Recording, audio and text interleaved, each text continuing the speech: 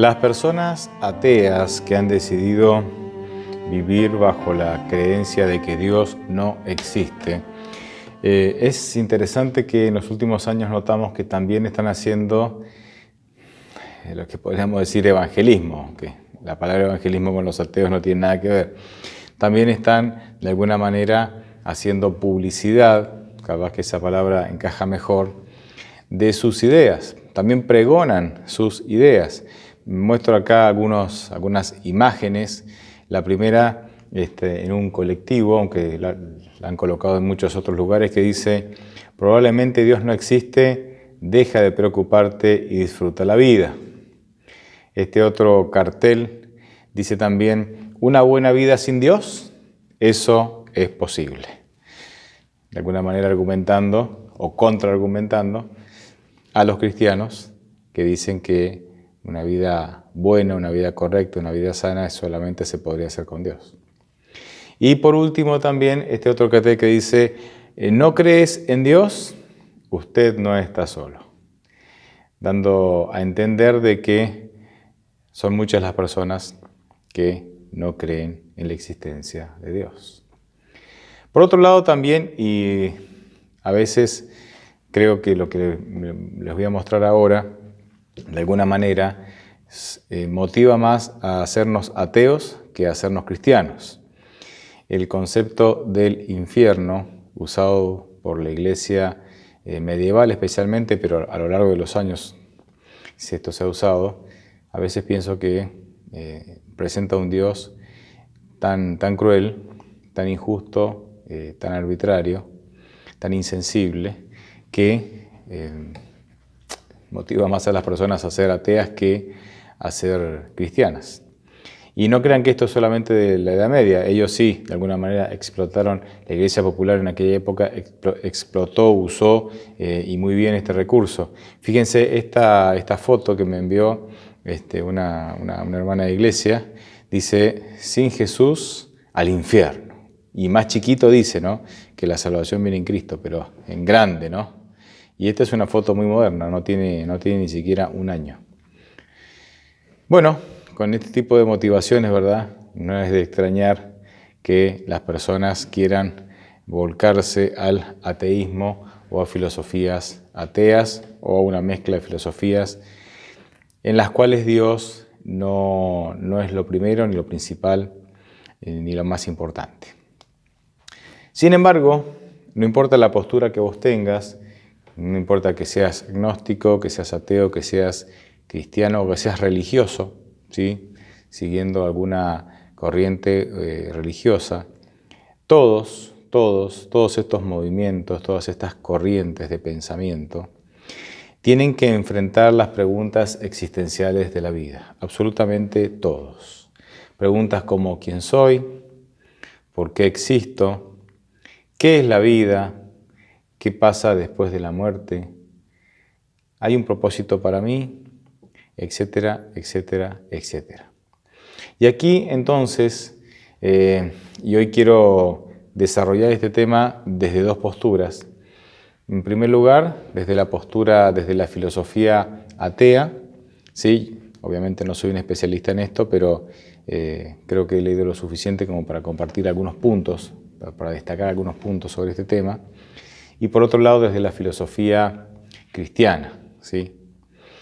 Me llama la atención, o quiero destacar de los muchos autores que podríamos mencionar, quiero destacar a Alberto Camus, ¿sí?, argeliano, pero que vivió buena parte de su vida en París.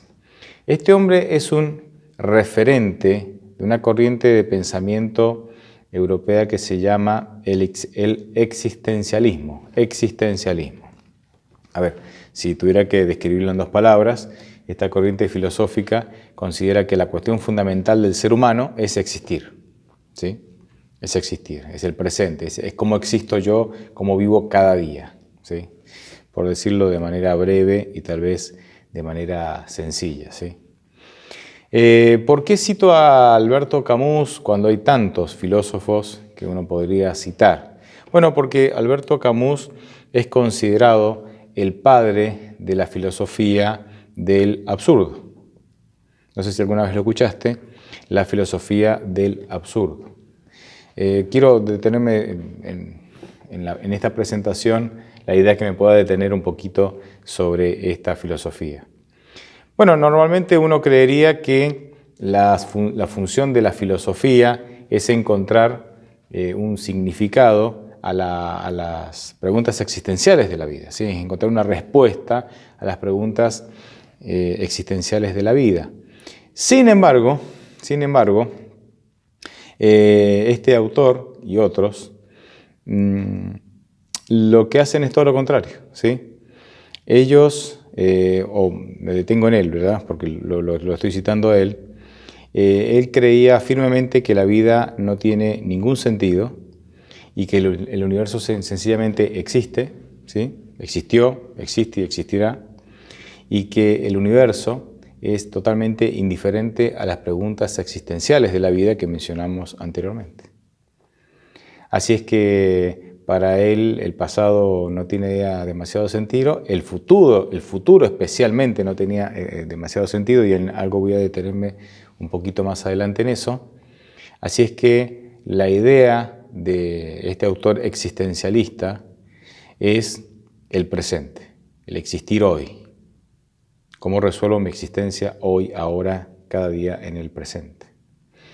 ¿Cómo surge o de dónde surge el concepto de la filosofía del absurdo? Bien, por así decirlo de una manera breve y fácil, la distancia que existe entre la búsqueda que el ser humano tiene del significado de la vida y de encontrar respuestas a las preguntas existenciales de la vida, entre ese punto, la distancia que existe entre ese punto y entre el universo, ¿sí?, que para Alberto Camus no ofrecía ninguna respuesta a estos interrogantes, la distancia que hay entre la búsqueda de respuesta del sentido de la vida y el universo que no ofrece ninguna respuesta, esa distancia, que la recorremos todos invariablemente, él lo llama el absurdo.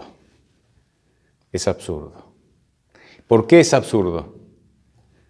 Porque aunque, según él, intentemos buscar sentido a la vida y respuestas a estas preguntas existenciales, el universo jamás nos dará una respuesta.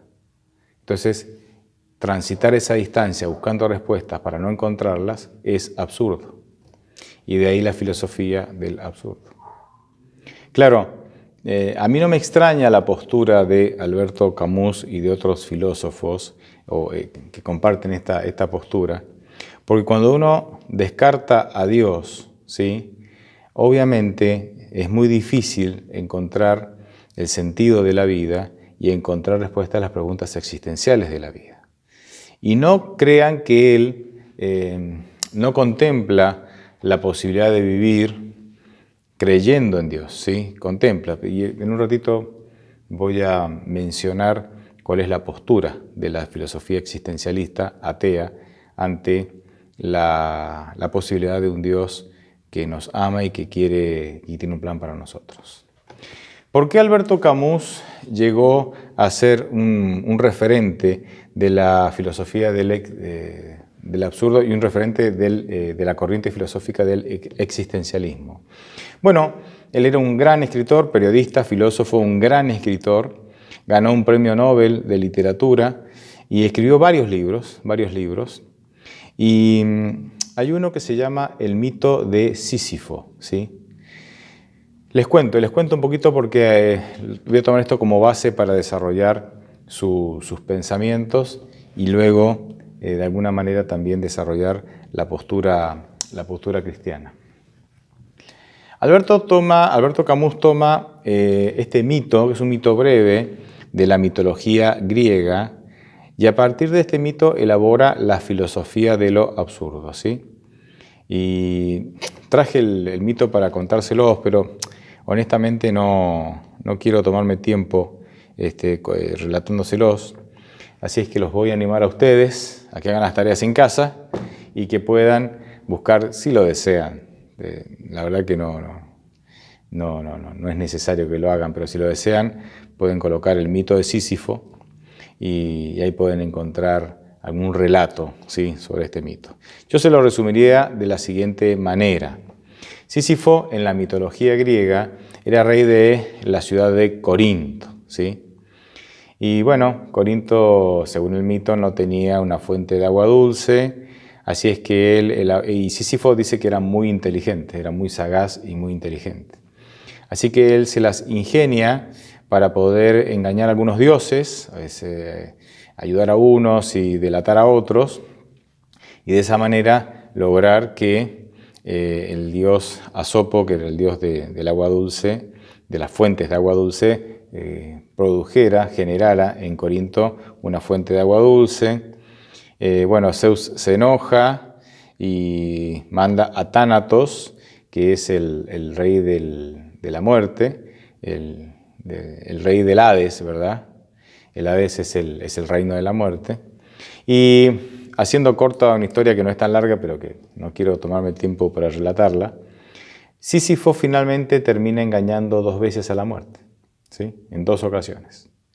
En 2 ocasiones la muerte lo viene a buscar y para llevarlo al Hades, al reino de la muerte, y él logra engañar a la muerte 2 veces.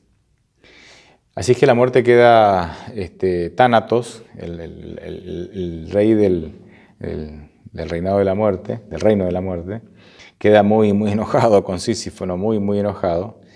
Sísifo, después de engañarlo 2 veces y de librarse de morir, librarse de caer en las garras de Tánatos, finalmente se hace muy viejito y ya por causas naturales termina falleciendo y llega, ¿no?, al reinado de Tánatos, al Hades, y Tánatos dice, bueno, ahora no te me vas a escapar, me engañaste 2 veces, zafaste 2 veces, ahora no te vas a escapar. Entonces le da un castigo por toda la eternidad. ¿En qué consiste el castigo que tenía que sufrir Sísifo en el Hades? El castigo era que Sísifo tenía que rodar una piedra muy pesada hasta la cima de la montaña, y cuando llegaba a la cima de la montaña la piedra se hacía tan pesada que invariablemente él no podía soportar su peso, tenía que dejarla caer, tenía que bajar y subirla otra vez. Cuando llegaba a la cima la piedra se ponía tan pesada que él no podía hacer que llegara, y entonces él la tenía que soltar, la piedra caía otra vez y él tenía que volver a subir la piedra una y otra vez por toda la eternidad. Ese era el castigo que Tánatos le había dado a Sísifo. Alberto Camus toma esta mitología, este mito de la mitología griega, como una ilustración, ¿sí?, para elaborar la filosofía de lo absurdo. ¿En qué consiste la filosofía de lo absurdo? Él dice que este mito es un ejemplo de la vida de todos nosotros. ¿En qué sentido? La vida, dice él, es un ciclo sin fin de tareas que comienzan y terminan y que se repiten de manera innumerable durante todos los días de nuestra vida, y que en el fondo, en sí mismas, esas tareas no tienen sentido y que no nos llevan a ningún lado. Entonces se vuelve vivir la vida, vivir el día a día, se vuelve absurda. Por eso es la filosofía del absurdo. Así como la vida de Sísifo era absurda porque llevaba la roca una y otra vez todos los días, todo el tiempo, durante toda la eternidad, y nunca llegaba a nada, y era una tarea sin sentido, y era absurda porque no te lleva a nada y no tiene sentido. Así es la vida de todos nosotros. Es interesante esto, ¿no? ¿Por qué estoy trayendo mitología griega para compartirla con ustedes? ¿Por qué estoy trayendo filosofía atea para compartirla con ustedes? ¿Qué pregunta? Porque la filosofía del absurdo, de creer que la vida es un es un cúmulo de ciclos que se repiten una y otra vez todos los días y que en sí mismo no tiene sentido y no nos lleva a ningún lado, no nace con Alberto Camus, ni nace con la filosofía atea. Por lo menos hasta donde yo sé, los registros más antiguos sobre esta filosofía, sobre la filosofía del absurdo, están en la Biblia y están escritos por un Hijo de Dios. Si nosotros vamos a Eclesiastés, el capítulo 1, del 1 al 10, y no es el único pasaje, traje solamente este, pero hay más de un pasaje, podemos leer lo siguiente esto lo escribió Salomón, un hijo de Dios. Y dice: lo más absurdo de lo absurdo, dice el maestro, lo más absurdo de lo absurdo, todo es un absurdo. ¿Qué provecho saca el hombre de tanto afanarse en esta vida? Generación va, generación viene, mas la tierra siempre es la misma. Sale el sol, se pone el sol, y afanoso vuelve a su punto de origen para de allí volver a salir. Dirigiéndose al sur o girando hacia el norte, sin cesar va girando el viento para de nuevo volver a girar. Todos los ríos van a dar al mar, pero el mar jamás se sacia, jamás se llena. A su punto de origen vuelven los ríos para de allí volver a fluir. Todas las cosas hastían más de lo que es posible expresar. Ni se sacian los ojos de ver, ni se hartan los oídos de oír. Lo que ya ha acontecido, volverá a acontecer. Lo que ya se ha hecho, se volverá a hacer. Y no hay nada nuevo debajo del sol. Hay quien llega a decir: mira que esto sí es una novedad, pero eso ya existía desde siempre entre aquellos que nos precedieron. Salomón tenía el mismo planteo de la vida, o por lo menos en cierta etapa de su vida, él tenía el mismo planteo de la vida. La vida es absurda, decía Salomón. Es un ciclo, es un cúmulo de ciclos que se repiten todos los días, todos los meses, todos los años. Y no hay sentido en esos ciclos. No tienen sentido en sí mismos.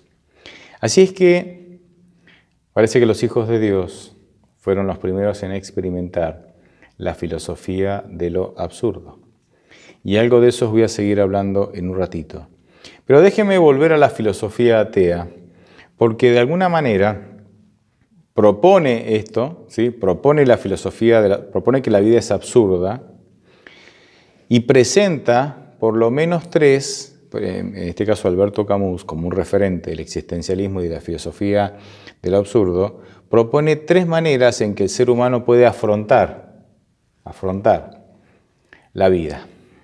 La primera de ellas es el suicidio, así como escuchas. La primera manera o la primera forma de reaccionar ante el absurdo de la vida es el suicidio, según Alberto Camus. Y él va a decir que hay personas, ¿sí?, que superadas por las circunstancias, ¿sí?, van a entonces tomar el camino de quitarse la vida. Él va a decir que hay personas que han puesto las esperanzas en ciertas cosas, en su trabajo, en su familia, en el futuro, en la religión, etcétera, etcétera, etcétera. Y cuando esas cosas desaparecen o se sienten defraudados, ellos pueden tomar el camino de la muerte, el camino del suicidio. Es decir, aquello que para nosotros era la razón de vivir, porque habíamos puesto nuestras esperanzas y nuestras expectativas en esas cosas, cuando esas cosas desaparecen o cuando nos traicionan o cuando no cumplen las expectativas que yo tenía o que teníamos sobre esas cosas, entonces esas cosas que eran nuestra razón de vivir ahora se vuelven nuestra razón de morir. Porque esas mismas cosas nos llevan ahora al suicidio. Primera opción, ¿sí?, para enfrentar el absurdo de la vida, entonces, es el suicidio. ¿Cuál es la segunda opción que Alberto Camus y la filosofía existencialista de alguna manera nos ofrece para reaccionar ante el absurdo de la vida? Bueno, la segunda opción es lo que ellos llaman el suicidio filosófico. El otro es el suicidio literal, ¿verdad?, alguien que se quita la vida. Esta segunda opción es el suicidio filosófico, ¿sí?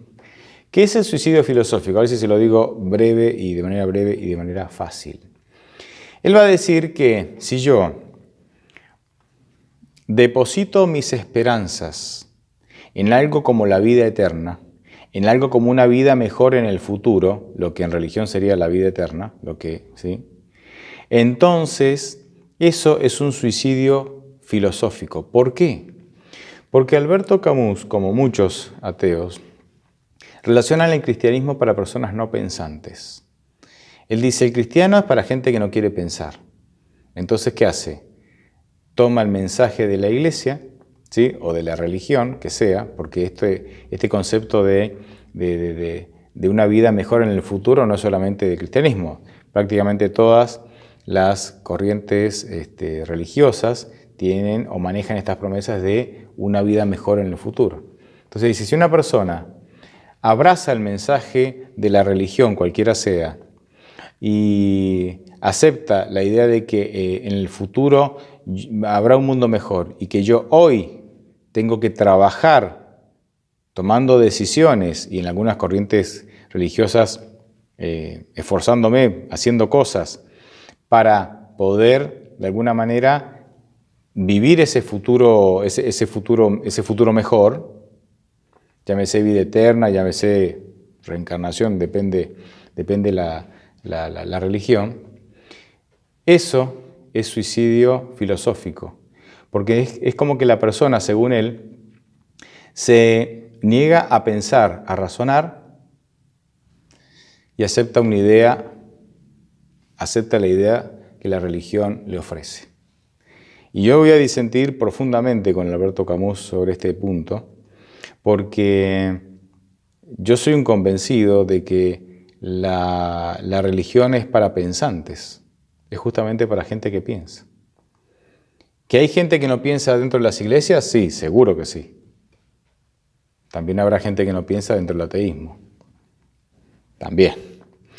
Pero las mayores y mejores reflexiones que Dios me ha dado ha sido a través de la oración y el razonamiento, o sea, razonando, pidiendo la dirección de Dios, y la verdad es que uno saca reflexiones increíbles, con la misma información que todos tenemos, porque todos tenemos la Biblia, que es la misma información dentro de la filosofía cristiana, todos tenemos la Biblia con la misma información, pero fíjense que hay una multitud de reflexiones sobre la misma información, porque justamente cuando nosotros pedimos que Dios nos ilumine el razonamiento, a través del razonamiento iluminado y dirigido por el Espíritu Santo, se descubren cosas increíbles. Pero bien, voy a disentir con Alberto Camus en este sentido, porque la religión no es para los que no piensan, aunque hay gente que no piensa y está dentro de las religiones, obviamente. La tercera manera en que la filosofía atea dice que tenemos que enfrentar el absurdo de la vida es lo que él llama como, o para decirlo fácil, la tercera opción es la resignación. La resignación. En otras palabras, la manera de afrontar el absurdo de la vida es precisamente aceptando que la vida es absurda. Mira, la vida es absurda, no le busquemos la vuelta, dice, es así, es absurda. Resignate, es así, ¿sí? Pero aunque vos aceptes que es absurda, podés no elegir ni el suicidio, primera opción, ni el suicidio filosófico, segunda opción, sino que esta tercera es, la vida es absurda, pero la voy a vivir con pasión, con entusiasmo y con alegría. Esta es la tercera opción. Esta opción puede sonarles conocida, o por lo menos a mí me suena más conocida, porque tiene que ver con muchos pensamientos de autosuperación que están bastante de moda desde hace unos años, ¿sí? En donde tenemos que descubrir nuestro potencial y a partir de ese potencial que teóricamente todos tenemos y podemos descubrir ese potencial, usarlo para superarnos y para vivir mejor a pesar de las circunstancias. Esa corriente de pensamiento tiene que ver con esto. Tiene que ver con esto. La vida es absurda, yo no puedo hacer nada, pero la voy a vivir con alegría, con pasión y con entusiasmo. Bien, ¿Cuál es la gran diferencia? ¿Cuál es una de las grandes diferencias entonces entre la filosofía existencialista atea y entre la filosofía de vida que Dios nos propone? En la filosofía existencialista, la vida, o esta filosofía propone vivir la vida centrada en el presente. Por oscuro y trágico que sea, el existencialismo está centrado en el presente, en el hoy, ¿sí? Obviamente no cree en el futuro. El centro de la existencia es hoy. El centro del ser es hoy, ¿sí? Y para poder vivirlo hay que resignarse a esa realidad dura, difícil, decidiendo vivir con alegría. Lo que justamente no resuelve el problema, uno de los problemas que no resuelve esta filosofía es de dónde saco yo recursos para vivir con alegría cuando el presente que estoy viviendo es oscuro y trágico. Pregunta que queda sin respuesta, ¿no?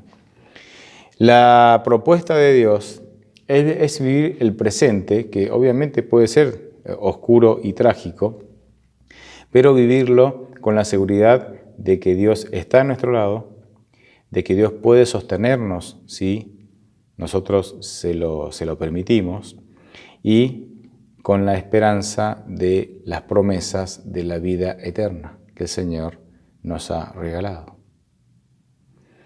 Notarán las grandes diferencias que hay entre estas dos filosofías, justamente porque en la primera Dios no entra en la ecuación, Dios no existe, y yo estoy solo ante el universo. Y necesito avanzar solo con recursos que no sé o que no todos sabrán de dónde sacarlos, ¿verdad? Y en la propuesta de Dios, Dios justamente nos invita a que no vivamos solos, a que le demos un lugar a Él. Y esto no quiere decir que yo voy a tragar todo lo que las corrientes religiosas me digan. Yo estoy para evaluar, sopesar, razonar y pensar en las propuestas.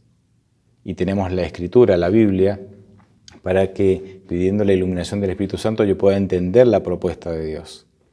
La religión es especialmente también para personas que piensan. Me tomé el atrevimiento de tomar un versículo del Salmo 23, que es tan conocido, y hacer una propuesta, una versión atea, la versión atea de Salmo 23.4, y luego leer la versión bíblica del Salmo 23.4.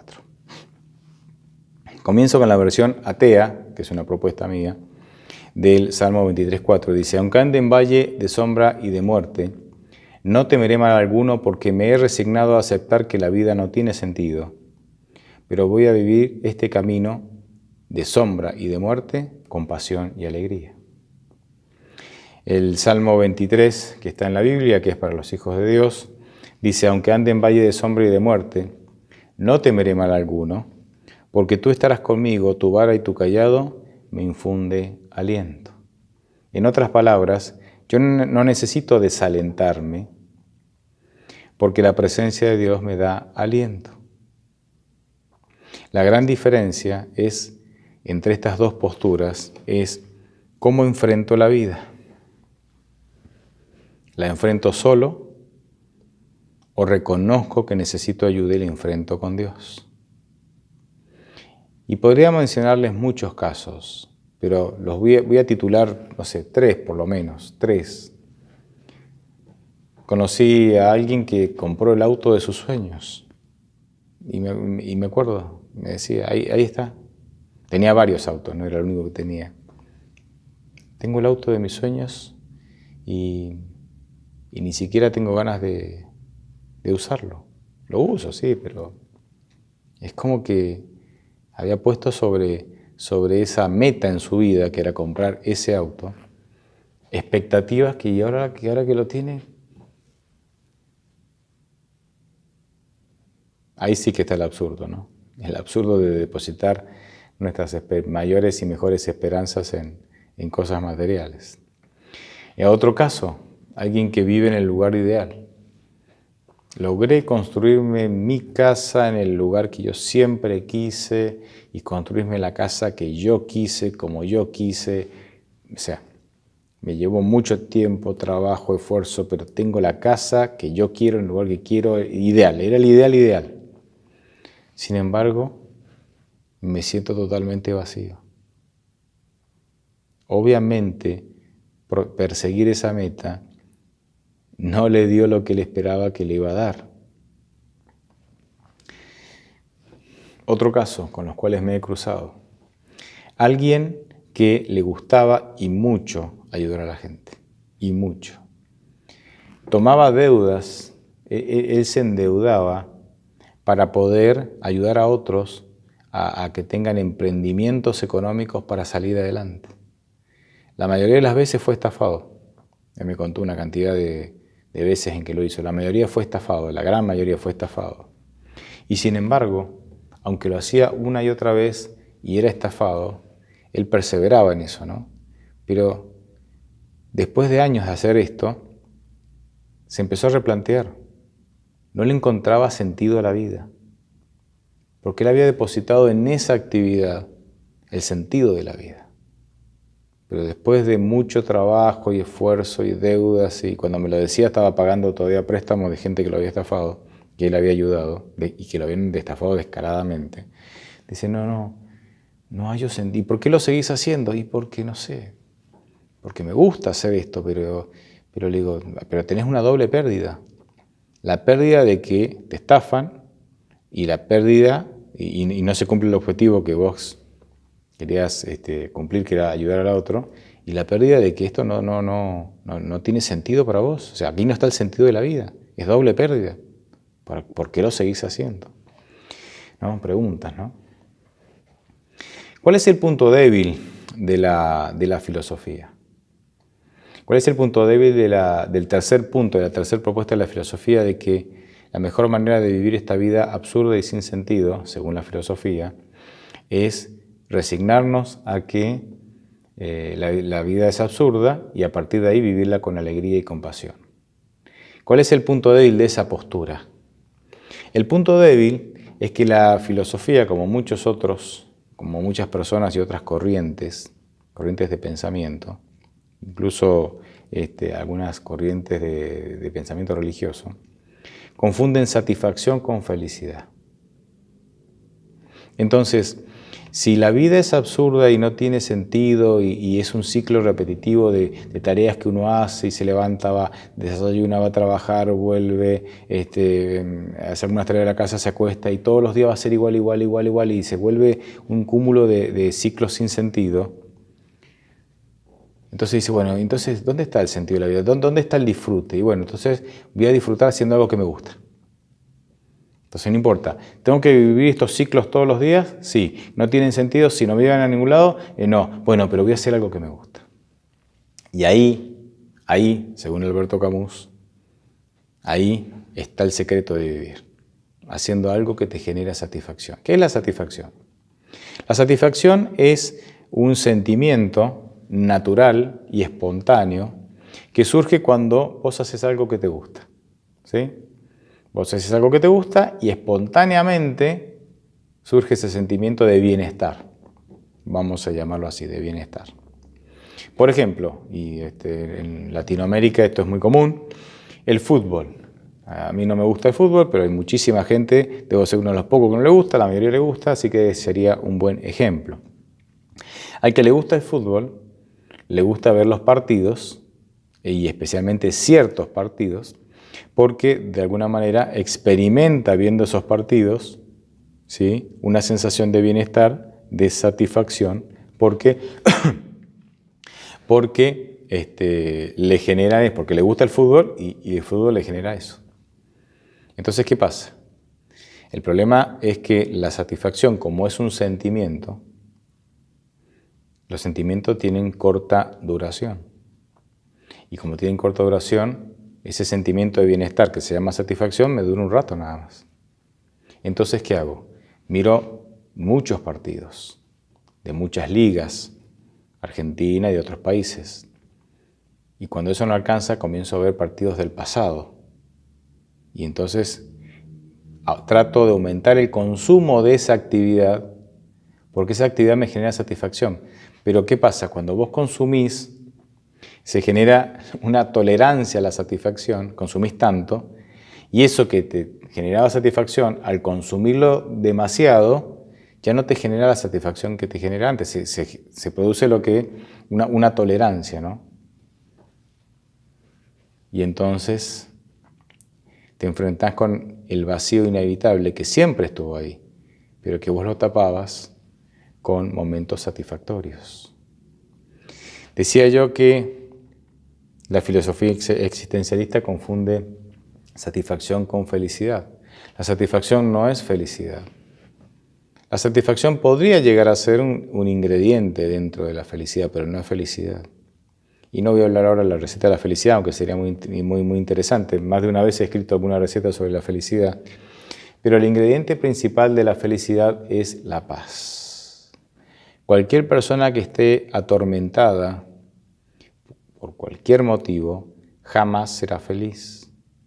He conocido personas que, incluso a mí mismo me ha pasado en alguna ocasión, que vos podés vivir atormentado, preocupado, estresado por alguna cosa, por alguna razón, y a pesar de estar así atormentado, tener algún momento de satisfacción, porque hiciste algo que te gusta y te gustó, y entonces te generó bienestar, pero es algo momentáneo. El tormento sigue en tu vida. Sin paz, nadie puede ser feliz. La paz es el ingrediente principal de la felicidad. No en vano Jesucristo nos ofrece su paz de muchas maneras. Juan 14:27 dice, la paz les dejo, mi paz les doy. Yo no la doy como el mundo la da. No dejen que su corazón se turbe y tenga miedo. Pero volvamos a Eclesiastés. Volvamos a este primer registro de este Hijo de Dios que se llamó Salomón, que registra, ¿sí?, en la Biblia vivir el absurdo de la vida, el absurdo de la vida. ¿Por qué Salomón, que conocía a Dios, llegó a experimentar el absurdo de la vida? ¿Saben por qué? Porque cuando Salomón se alejó de Dios, y él tuvo un periodo en su vida en donde se alejó, y fue un periodo importante, su vida importante en el tiempo, una cantidad de tiempo importante. Cuando él se alejó de Dios, él siguió creyendo en Dios, él siguió practicando las formas de la religión, él siguió asistiendo a la iglesia, ¿me entienden? Él no se volvió ateo, él seguía siendo creyente. Pero cuando Dios dejó de ser lo más importante en su vida, cuando Dios dejó de ocupar el primer lugar en su vida, entonces él, aunque era un creyente, empezó a vivir el absurdo de la vida. Empezó a considerar que la vida es absurda. Y en algo tal vez tengamos un punto en común con Alberto Camus, es que la vida es absurda, sí.